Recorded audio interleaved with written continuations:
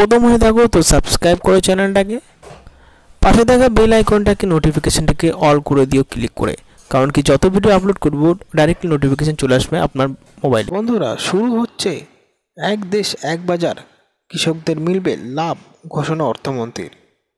আজ আর্থিক প্যাকেজ নিয়ে ঘোষণা তৃতীয় দিন। অর্থমন্ত্রী আজ কৃষিজ পণ্য নিয়ে কথা বলেছে, যেখানে বিভিন্ন প্যাকেজ নিয়ে কথা বলেছে। এবার সরকার বড় বড় এক সংস্কারের পথে হাঁটল কেন্দ্র।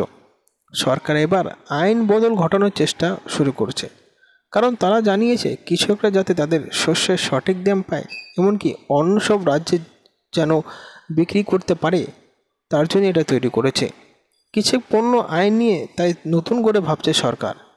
এই নতুন নিয়মে এক দেশ এক বাজার, সারা দেশে এখন কৃষকরা তাদের শস্য বিক্রি করতে পারবে।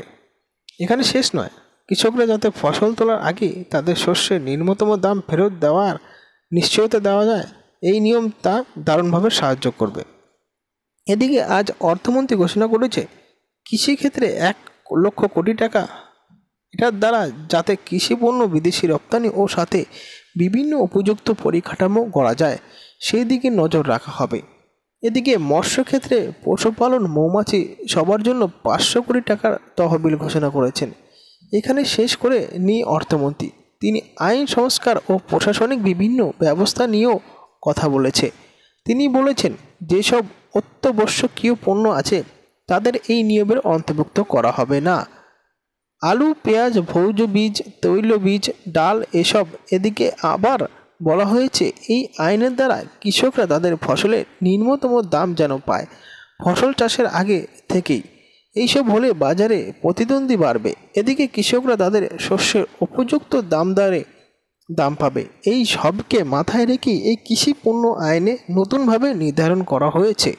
তো বন্ধুরা, এখানে একটা হাই পেন ভাবে একটা লেখা আছে যে যাতে কৃষকরা পণ্য বিদেশি রপ্তানির সাথে বিভিন্ন উপযুক্ত পরিকাঠামো গড়া যায় সেই দিকে নজর রাখা হবে।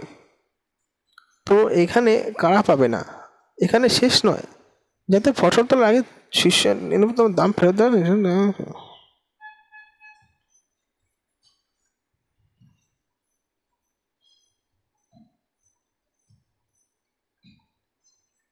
তো বন্ধুরা, বুঝতে পারলেন সম্পূর্ণ ভিডিওটা। এখানে বলা হয়েছে কৃষকরা, মৎস্যজীবী, তৈলজীবীরা সব কিন্তু ঠিক মতন টাকা পাবে এবং কি তাদের আর্থিক সুবিধাও খুব ভালো হবে।